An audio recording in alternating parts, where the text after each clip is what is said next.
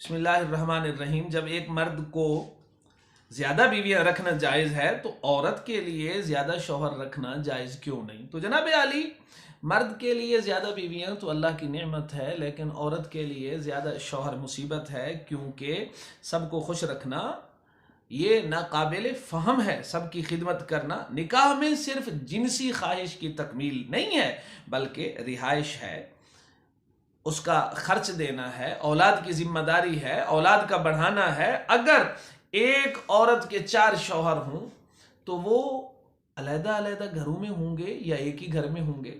پھر عورت کی باریاں کیسے تقسیم کی جائیں گی؟ اس بیوی کا خرچ کون برداشت کرے گا؟ 4 مردوں کو وہ کیسے وقت دے پائے گی؟ کیسے ان کی خدمت کر پائے گی؟ تجربہ سے ثابت ہے عورت مرد کے مقابل بیچاری کمزور ہوتی ہے۔ بعض حالات میں اس کے لیے ایک مرد کے حقوق پورے کرنا بھی مشکل ہوتا ہے، تو وہ 4 کو کیسے سنبھال پائے گی؟ اپنی حمل کے دنوں میں، ماہواری کے دنوں میں وہ اپنا بوجھ بیچاری بڑی مشکل سے اٹھا پاتی ہے۔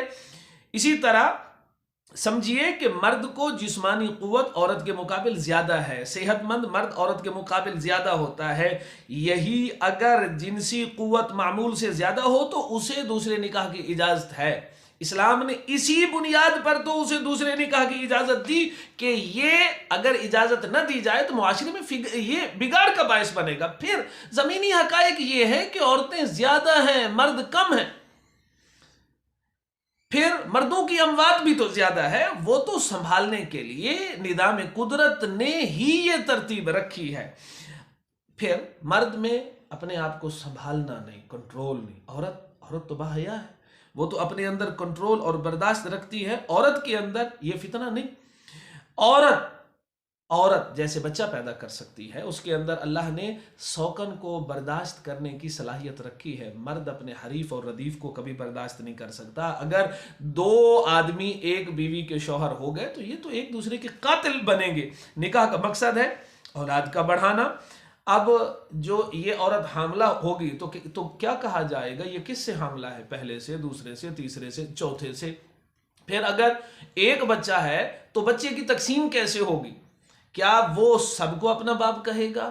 سب سے وارث ہوگا؟ یہ سارے اس سے وارث ہوں گے؟ اس کی تربیت کون کرے گا؟ ہر کوئی کہے گا اپنے اوپر سے بوجھ کو ہٹانے کے لیے کہے گا یہ تیرا، یہ تیرا، یہ تیرا۔ یا اگر اولاد کے وہ شائق ہیں تو ہر آدمی کہے گا یہ میرا، وہ کہے گا نہیں میرا، وہ کہے گا میرا۔ پھر ہر کسی کا مزاج اپنا ہے، کوئی اسے انجینئر بنانا چاہے گا، کوئی ڈاکٹر بنانا چاہے گا، کوئی تاجر بنانا چاہے گا، کوئی اسے زراعت کی طرف لے جانا چاہے گا۔ تو بچے کی تربیت کیسے ہوگی؟